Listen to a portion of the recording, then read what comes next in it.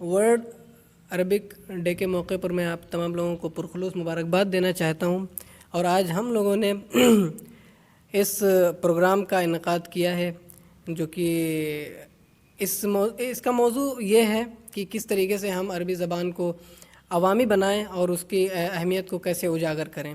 تو یہاں پر ہمارے ساتھ کچھ ہمارے ساتھی موجود ہیں جو انہی موضوعات کو لے کر ابھی بحث کریں گے، اور اس کے السلام علیکم ورحمۃ اللہ وبرکاتہ۔ قبل أن ندخل في حوزة الكلام فيما يتعلق بهذا البرمجة، أريد أن أشكر كل من أصحابي الذين قد اجتمعوا في هذه الحلقة لمقابلة حول موضوع كيف تكون اللغة العربية متمحورة بين الجماهير باعتبارها يعني لغة عربية قرآنية وللأحاديث النبوية الشريفة.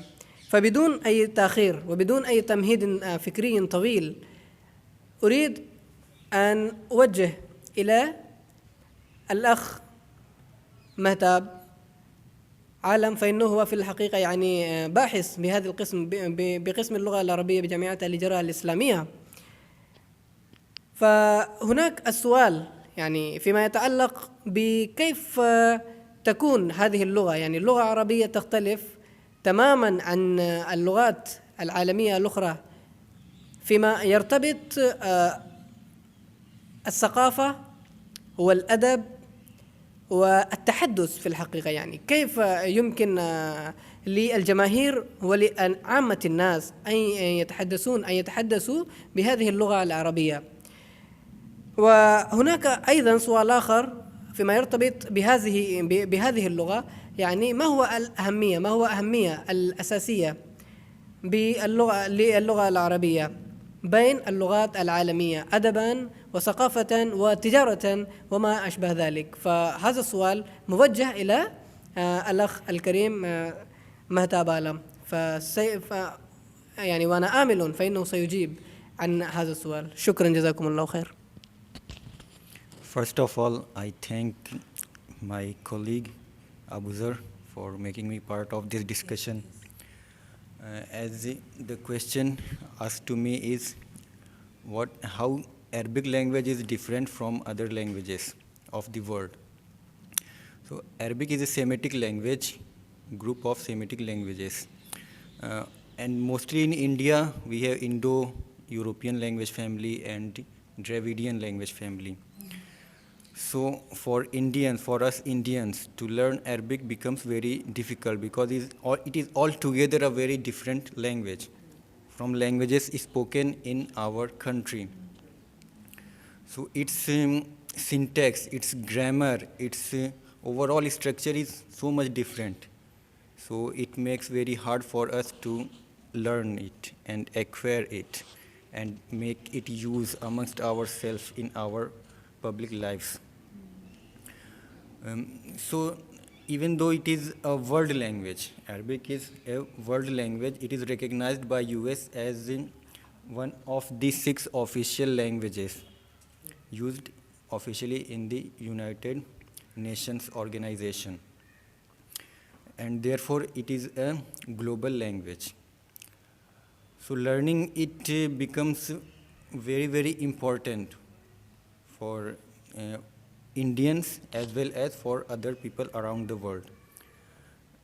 And for Muslims, particularly for Muslims around the world, Arabic is the language of Quran and Hadith. It is our religious language. So learning it will make us able to understand the Quran and Hadith, therefore the religion very easy. So therefore we have to learn Arabic, and for that in today's world, even though it is difficult, but there are so many sources available on internet, because through internet the knowledge of every kind is easily available. And learning Arabic is also easy. There are programs, online programs on YouTube and other social sites, as well as the course to learn Arabic in book format are available. Course offered by Arabic speakers, the Arabic educators are available. And therefore for Indians, we need to just to give time to this language, and then we will be able to learn it if we give enough time to acquire it through reading basic things, basic courses of it. And if you want to speak it, we have to watch videos of Arabic speakers, native Arabic speakers, and it will make us able to speak amongst ourselves, as well as make us more proficient, more able to understand our religion, Quran and Hadith. And except to the religious aspect, there are other available opportunities for Arabic speakers, like in trade and commerce, in education. As I have earlier said that Arabic is a global language, therefore in India and around the world there are trade relations between countries, and in those relations Arabic is used on daily basis. So there are so much opportunities, financial opportunities, job opportunities for people.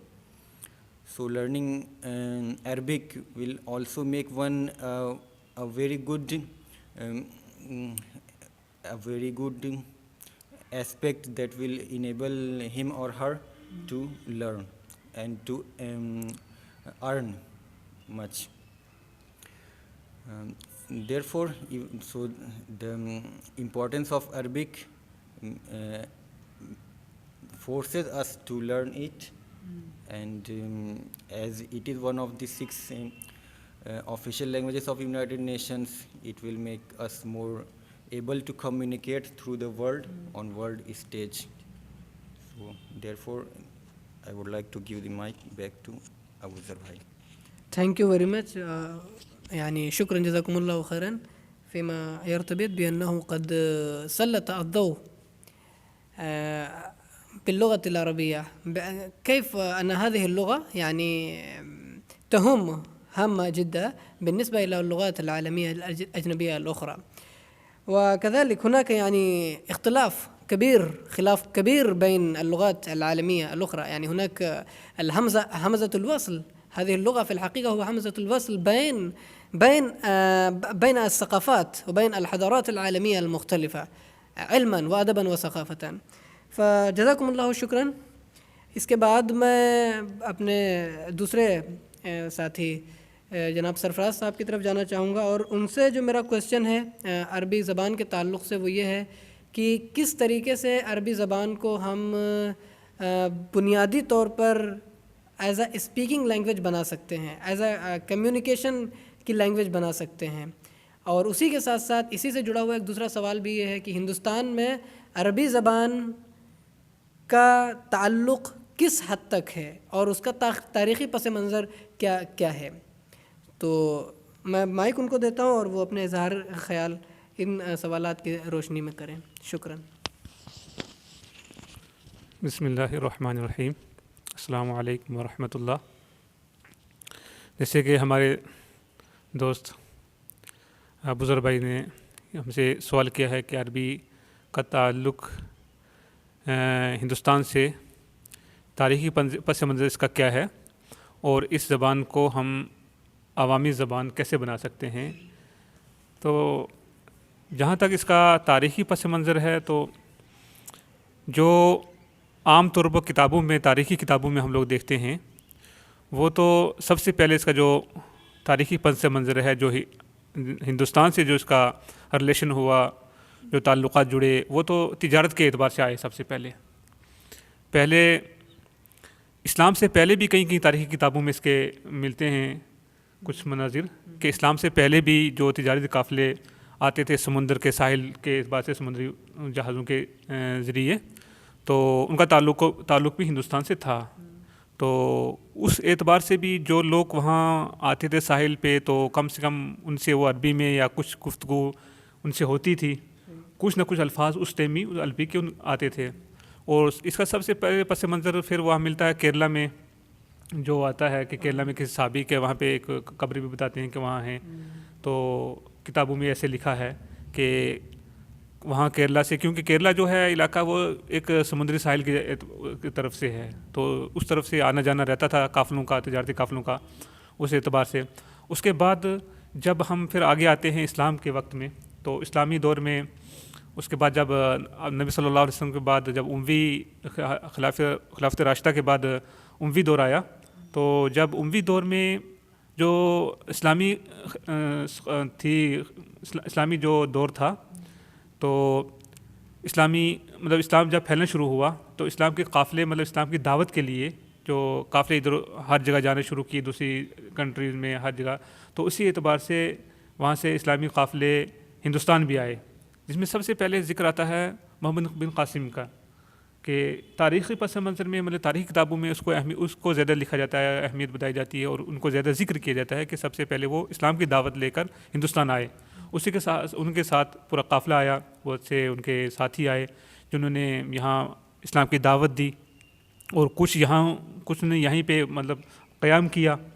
تو پھر ایک جو یہاں سے آتا ہے تو یہ تجارتی سے اس سے نکل کر، تجارت سے نکل کر ایک سیاسی اعتبار سے عربی کا جو پس منظر ہندوستان سے جڑنے لگا. تو اس کے بعد جو بھی حکومتیں یہاں آتی رہیں، اس کے بعد مغل جو آئے حکومت ہوئی، یا اس سے پہلے جو بھی حکومتیں ہوئیں، ان میں سب میں عربوں سے تعلقات، کیونکہ پھر جب یہاں پہ ہندوستان میں اسلام کا عروج ہوا، اسلام کی دعوت ہوئی، مسلمان آنے لگے، اسلام پھیلنے لگا، تو پھر مسلمانوں کا بھی رجحان ادھر ہونے لگا. پھر اسلامی قافلے بھی جانے لگے وہاں پہ حج کے لیے خاص طور سے جانے لگے. تو قرآن و حدیث کو سیکھنے کے لیے بہت سے علماء نے وہاں سے اس وقت میں جا کے مدینہ و مکہ مدینہ میں وہاں اپنا قیام کر کے وہاں قرآن و حدیث کو پڑھا اور حدیث کی تعلیم لی. تو پھر یہاں آ کے انہوں نے کیا کہ اس تعلیم کو عام کرنا شروع کیا، مدارس قائم کیے. تو اس اعتبار سے جو اس کا تاریخی پس منظر ہے، اس اعتبار سے دھیرے دھیرے عربی کا تعلق ہندوستان سے جڑنا شروع ہوا. تو ہم جب دیکھتے ہیں تو اس وقت میں کافی اس کے ادبا اور شاعر ملتے ہیں اس میں، جنہوں نے عربی میں اچھا خاصا کام کیا، جو یہاں کے رہنے والے تھے، ہندوستان کے رہنے والے. جب ان کا ہم کلام دیکھتے ہیں تو ایسا لگتا ہے کہ یہ کہ بچپن سے یہ عربی نسل کے ہیں، اور ہندوستان کے رہنے والے لوگ، انہوں نے اتنا اس میں اتنا گرو کیا، اس میں اتنا اچھا اس میں کام کیا. تو ایسا تاریخی پس منظر اس کا یہ ہے. اور پھر مدارس قائم ہوئے، یہاں کے مدارس نے بہت اچھا کام کیا اس میں، جیسے دارالعلوم ندوۃ العلماء، دارالعلوم دیوبند ہے. اس کے علاوہ اور بھی بہت سے مدارس ہیں جہاں پہ قرآن کی تعلیم کے لیے عربی کتابوں کا شروعات ہوئی، عربی کتابوں کو پڑھایا جاتا تھا سب سے پہلے قرآن کو سیکھنے کے لیے. تو پھر اس زبان کو ہم عوامی زبان کیسے بنائیں، یہ تو ایک بڑا مسئلہ آتا ہے. اس میں مسئلہ اس کا یہ آتا ہے کیونکہ ہم اس کو جب یونیورسٹیز میں یا مدارس میں جب پڑھنے لگتے ہیں تو اس کو ہم ایک لٹریچر کے اعتبار سے نہیں دیکھتے. جیسے دوسری زبانوں کو، اردو کو، انگلش کو، ہندی کو لٹریچر کے حساب سے پڑھایا جاتا ہے. یہاں پہ ہم اس کو دیکھتے ہیں اسلامی اعتبار سے دیکھتے ہیں. جب اسلامی اعتبار سے دیکھتے ہیں تو ہم اس کو اتنا ہی سوچتے ہیں کہ ہم قرآن کے اور حدیث کے کسی مفہوم کو سمجھیں. تو اس مفہوم میں سمجھنے میں ہم جب جلدی سے کسی لغت سے اس کو حل کر کے سمجھ جاتے ہیں، تو پھر ہم اس کو سیکھنے کے اعتبار اس میں باتیں کرنے سے کرنا یا اس میں لکھنا، اس میں کچھ آرٹیکلس وغیرہ لکھنے، مقالے لکھنے، اس کی طرف ہم جاتے ہی نہیں ہیں. جو سب سے بڑا یا مسئلہ جو مشکلات پیدا آتی ہے. تو اس کو عام کرنے کا طریقہ سب سے پہلے یہی ہے کہ جو ہمارے گاؤں میں مکاتب وغیرہ قائم کیے گئے ہیں جہاں چھوٹے بچوں کو پڑھایا جاتا ہے.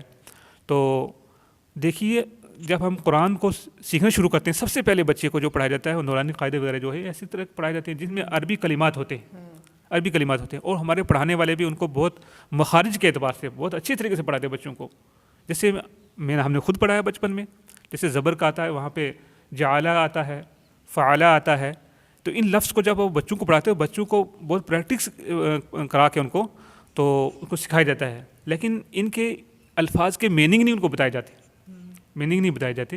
اگر ان کو میننگ بتائے جائیں تو ان کے لیے آسانی ہو جائے، تو بچپن میں ان کے ایک عربی سے تعلق ہو جائے، ایک ان کا شوق ہو جائے. شوق جب ان میں آئے گا تبھی ہے. اسی مجھے ایک چھوٹا سا ایک واقعہ یاد آتا ہے، میں بتا دیتا ہوں. کیونکہ جب میں گھر کے تو چھوٹا ایک بچہ ہے بھتیجا، تو اس کو ایک دن میں نے پوچھا مسمک، وہ ہنسنے لگا. انہیں سوچا کیا پوچھ لیا مجھ سے، کہ اس کو پتہ نہیں تھا نا. جب اسی کے اعتبار میں نے اس کو انگلش میں پوچھا واٹ از یور نیم، تو اس نے فوراً بتا دیا اپنا نام. ایک دو دن اس نے پھر مجھ سے پوچھا یہ اس کا میننگ کیا ہے. جب میں بچے کو شوق ہوتا ہے نا کہ کیا پوچھ لیا، جب میں نے اس کو بتایا کہ اس کا میننگ یہ ہے جو میں نے آپ کو انگلش میں پوچھا ہے، تو اس کے دوسرے دن اس نے مجھے کوشچن کیا عربک میں، اس نے مجھے عربک میں کوشچن کیا مسمک.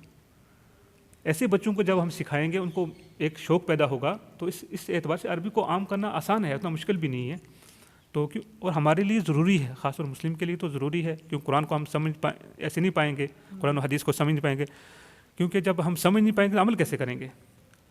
اسی اعتبار سے ہمارے میں اختلافات پیدا ہوتے ہیں، کیونکہ ہم صحیح چیز کو سمجھ نہیں پاتے. صحیح چیز کو سمجھنا بہت ضروری ہے. قرآن کو ہم قرآن کی زبان سے سمجھیں گے، حدیث کو حدیث کی زبان سے سمجھیں گے، تبھی ہم اس پہ عمل کر پائیں گے، تبھی ہمارے اندر ایک تعلیم آئے گی، اسلامی تعلیم ہم کو سیکھ پائیں گے. کیونکہ ہم جب ترجمے پڑھتے ہیں، تفاسیر پڑھتے ہیں، تو اس میں عربک ہر کوئی بھی لینگویج ہو، میں عربی کا کوئی بھی زبان ہو، اس زبان کا دوسری زبان میں اس کو سمجھانا مشکل ہوتا ہے. کیونکہ اگر ہم اس کا ترجمہ کریں کسی ایک الفاظ کا، تو ہم اپنے اعتبار سے اس کو لیں گے. جو ہم مفہوم جب ہم اس میں لغت میں دیکھتے ہیں، تو ڈکشنری وغیرہ میں ایک لفظ کو دیکھتے ہیں، اس کے لفظ کے ہم کو 4-5 میننگ ملتے ہیں ایک لفظ کے. اب ہم کو یہ تھوڑا پتہ اس کا کون سا لفظ ہم کو لینا ہے. کوئی جو مفسر ہوگا کسی لفظ کو لے گا، کوئی کسی کو لے گا. لیکن جب ہم عربی زبان کو خود سمجھ رہے ہوں گے تو ہم کو خود پتہ ہو جائے گا کہ اس لفظ کا میننگ یہاں کیا ہو رہا ہے، یہاں کیا سٹ آ رہا ہے. تو اسی اعتبار سے ہمارے میں حدیث، قرآن و حدیث کا ایک سمجھنے کا ایک یہ پیدا ہوگا، ہنر پیدا ہوگا، سیکھ سمجھیں گے، اور پھر اس کو عوام کیا جائے گا. جیسے ہم دیکھتے ہیں کہ اسی اعتبار سے جو ہماری یہ اسٹیٹ جو کیرلا ہے، کیرلا میں چھوٹے اسکولوں میں عربی پڑھائی جاتی ہے. تو جب چھوٹے اسکولوں میں کیرلا میں عربی پڑھائی جاتی ہے، تو وہاں کیا کرتے ہیں کہ خالی عربی والے اسٹوڈنٹ نہیں، دوسرے اسٹوڈنٹ بھی جو ہوتے ہیں وہ عربی بول بھی لیتے ہیں، سمجھ بھی لیتے ہیں. تو ہمارے اندر یہ کمی ہے کہ ہمارے بہت سے اسٹیٹ میں جب بچے اسٹوڈنٹ جب آتے ہیں یونیورسٹیز میں، بی اے میں یا ماسٹرس میں جب آتے ہیں، تو ان کو اس ٹائم عربی کے گردان وغیرہ یہ پڑھائی جاتی ہیں، تو ان کو اس ٹائم سمجھ نہیں آئے گی، عربی کچھ سمجھ نہیں آئے گی. ہمارے کمی یہ ہے کہ ہم چھوٹے اسکولوں میں عربی کو نہیں پڑھاتے، اپنے مکتب میں بچوں کو نہیں پڑھاتے. تو سب سے اچھا یہی ہوگا کہ یہ کہنا چاہوں گا کہ اگر عربی ہم کو عام کرنی ہے، تو ہم جو ہمارے مکتب ہے گاؤں میں جو مساجد میں پڑھائے جاتے ہیں چھوٹے بچوں کو، جو وہاں کے اساتذہ ہیں، ان اساتذہ کو ایک استاد ایسا رکھا جائے جو بچوں کو اس عربی کے میننگ بھی بتائے. جب انہیں میننگ بتائے گا، ان میں آپس میں باتیں کریں گے، کچھ کلمات ان کو سیکھیں گے. اگر ایک دن وہ دو ہی کلمے سیکھیں گے، تو ایک سال میں کتنے کلمات سیکھ جائیں گے وہ. جب آپس میں باتیں کریں گے تو ایک ان کو عربی سیکھنا آسان ہو جائے گی، عربی زبان آسانی سے عام ہو سکتی ہے. السلام علیکم. بہت شکریہ سرفراز صاحب، آپ نے بہت بہترین اور خاص نکات کی طرف توجہ دلائی ہے کہ مکاتیب میں عربی زبان کے الفاظ تو وہاں موجود ہوتے ہیں، نورانی قاعدہ اور دوسرے بہت ساری چیزوں کے اندر بچوں کے پاس، لیکن ان کی میننگز نہیں بتائی جاتی ہیں، جس کی وجہ سے ان کے ذہن میں وہ اصل چیز نہیں پہنچ پاتی ہے جو پہنچنا چاہیے. جب میننگ سامنے آئے گی تبھی پھر ان کی رغبت بڑھے گی، شوق بڑھے گا. تو اسی طریقے سے آپ نے تاریخی پس منظر جو عربی زبان کا ہندوستان سے اس کے کیا تعلقات تھے، اور وہ کس طریقے سے یہاں زبان کے سطح پر یا پھر ادب اور ثقافت کے اعتبار سے اس کا کیا اہمیت ہے، اس کی طرف آپ نے توجہ دلائی. اس کے لیے میں آپ کا بہت بہت شکریہ ادا کرتا ہوں.